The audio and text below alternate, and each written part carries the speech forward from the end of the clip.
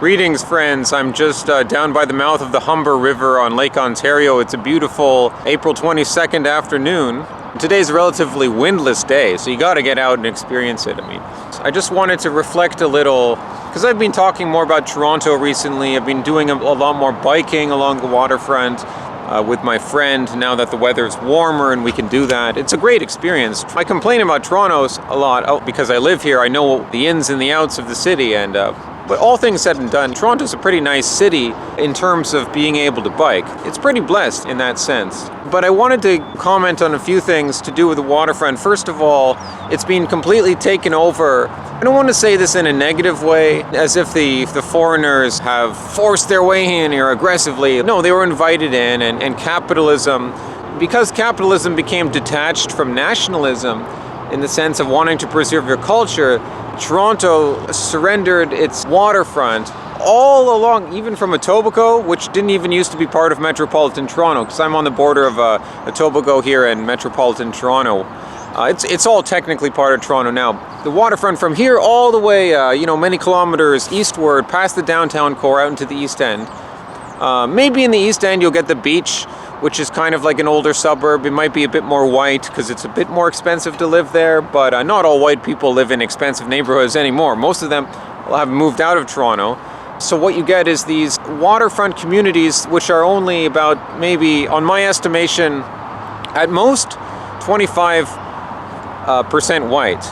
Maybe in some areas 50% white, but then you're including a lot of recent Portuguese immigrants. I don't know if they live in waterfront communities, but there's a bunch of everyone else who's might still be white, but even might be a recent immigrant and might still not know English. So keep that in mind. There's white people in Toronto that don't speak English as their first language. There's a lot of those people too. They are assimilable, more easy in the future, but right now they're not effectively quite assimilated. I think they're like Russians are the only masculine people I've seen in this neighborhood here. I saw a few of them. I don't know if they're Ukrainians or Eastern Europeans, because that's a more conservative, older culture. They have more masculinity, so they're buying into the condos down here. They're getting property here. The thing is, mostly it's East Asians and South Asians.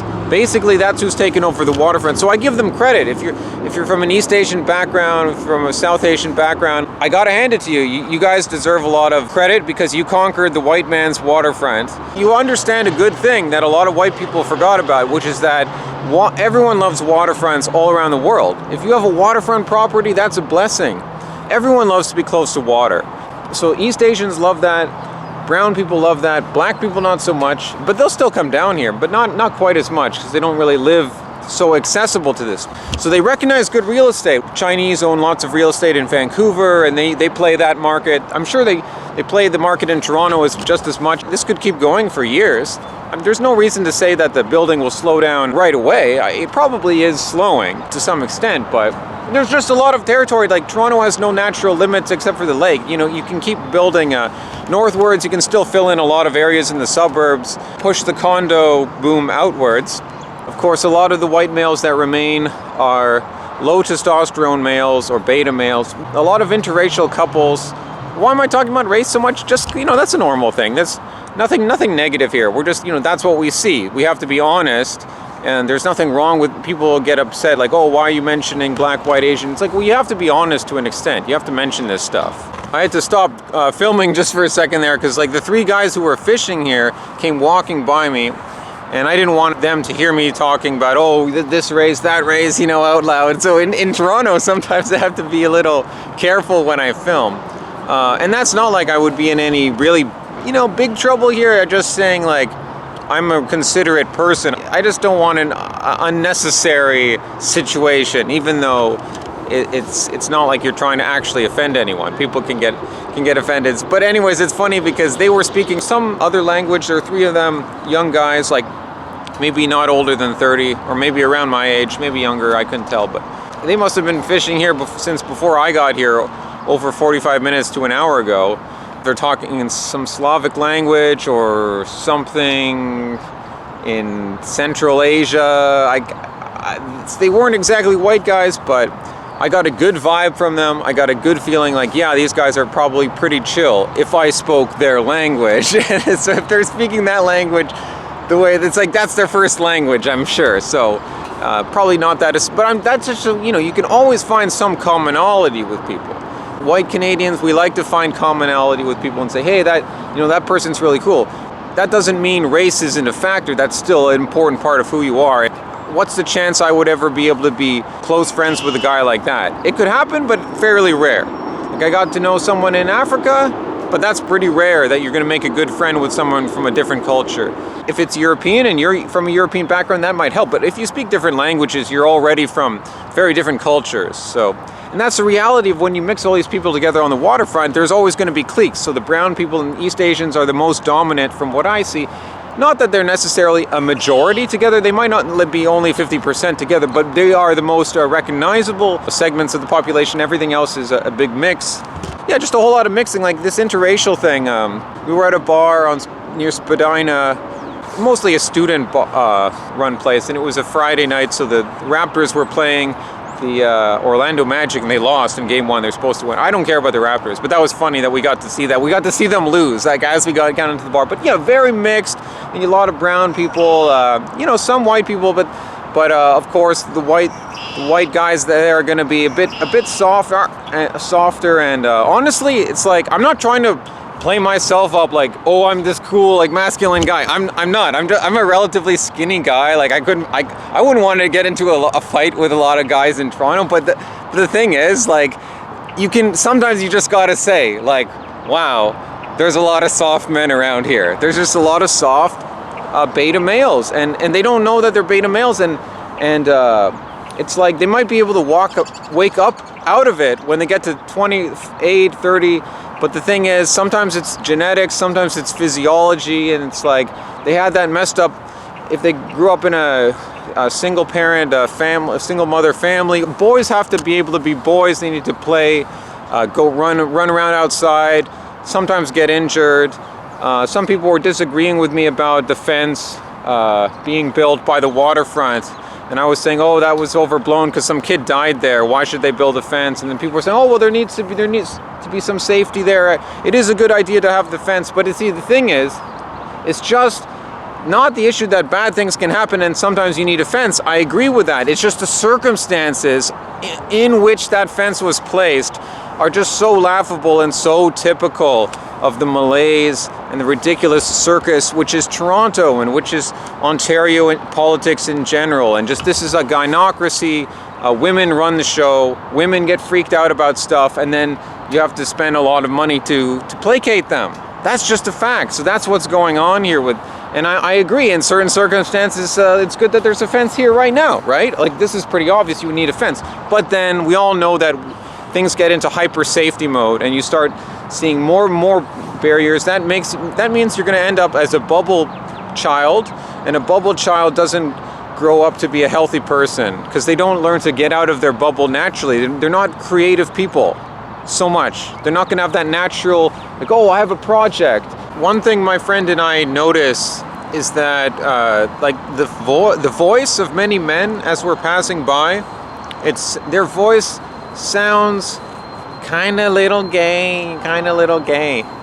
A lot of them probably aren't gay. Maybe they're what we would call just metrosexual. And it's not like, oh, we're trying to listen to the sound. Why are you even trying to identify how people are? But it's just like, you can't help but notice these things as you're going by. It's a natural part of life.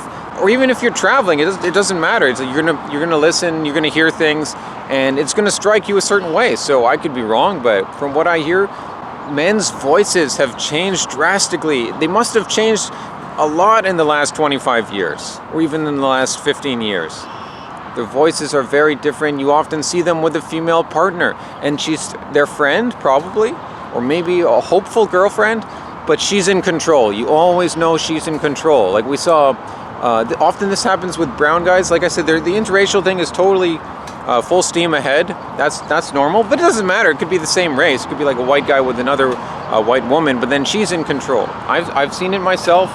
That happens. An interesting theory, which I'll do a separate video on this because I'm kind of getting into a different topic here, but the question is, are women now choosing soft men as their partners? That's something Held by the Dashboard Light talks about, but I won't get too much into that here because that's kind of going off on another thing, but it relates to what I've been seeing along the waterfront. on trails. Walking is a social activity. It's something you can, do with a female if you're trying to get to know her. It's a totally common sense sort of thing. Like, guys like to go to waterfronts, chicks like to go to waterfronts. We look at certain pairs and we're like, yeah, she's probably in control. Like, saw some up the Don Valley, there was like some brown guy with he was like not too dark brown. He was kind of like maybe Persian or could be Indian too. There's a range of colors over there. But he was with an Asian chick. She was like 5'3". He was like maybe 5'7". He was a little taller than him. He didn't seem like a gay guy at all. Just like a safe, straight guy, beta male. In my opinion, I don't mean that derogatory towards him at all, but because she had kind of like a sneaky, mischievous grin on her face. She's got her partner to keep her company as she goes on her. She's getting exercise out of this, and who knows what that guy's getting out of it in the end. Maybe he works with her. Maybe he met her through a friend, and the Don Valley goes down to the lake, so you can walk that area. There's a bike path there. It's the hugest valley in Toronto, so it's a good recreational idea. But if you're gonna do that with a chick, you're probably in for a ride there, buddy. You don't know what you're gonna get in the end. But I wish him all the best. But it's fascinating to see the interracial thing, because a lot of people who from a foreign background here is like, they are also displaced too. It must be interesting for their identity too. Like, they to an extent are still tied to their home countries. Don't get me wrong. The East Asians are very cohesive. Brown people are very cohesive as a whole. That's why they're replacing white Canadians, because we're less cohesive. I think what happens is there's always going to be people on this like skim, this level on top, 5% to 10%, and they do a good job of assimilating, and good for them. And so they want to date white girls. Yeah, the girls might be open to dating white guys. I don't know. The thing is, white males are pretty much on the bottom of the hierarchy, so I don't know if it quite works that way. But certainly you see like white girls dating Asian guys now, East Asian or South Asian. You see that for sure. They're also interested in assimilating, but sometimes they feel like, who am I really? Because I grew up in Toronto, so I don't want to go back to China or India, because the standard of living is better here, generally. I mean, you could still live well if you have a lot of money over there. Still, it's like, we know it's better for us to stay in Canada, but I speak English as my first language, and they sound like assimilated Canadians in many respects. If they were a telemarketer, if they were calling you, you might think you're just speaking to a white beta male. Because that's the thing. There's a certain softness. I'm not so much with the East Asians. Because even though they're not big and muscular, like some European men can be, on average taller, but East Asian men they're more masculine than South Asians. When they assimilate in a similar way. Like, they can take on white culture and learn how it works very easily. In a way that Africans, certain Muslim populations, not all, but certainly, it's harder for them because they're more different. Or not that they're all different, but it's just due to their circumstances, it's more difficult for them to assimilate. Because the South Asians, they become like white cucks. Like, you guys are indistinguishable. You guys dress the same. You guys are like one and the same. So at that level, it's like race completely dissolves. You guys are both close to NPCs, if not NPCs.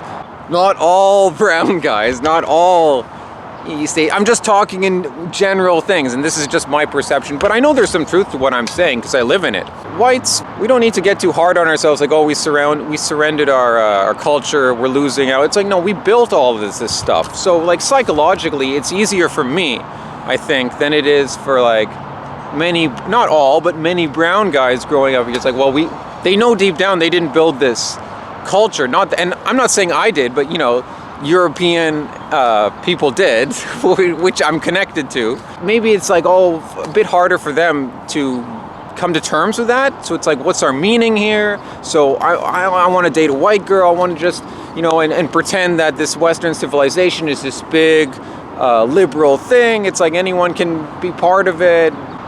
So, hasta luego, amigos.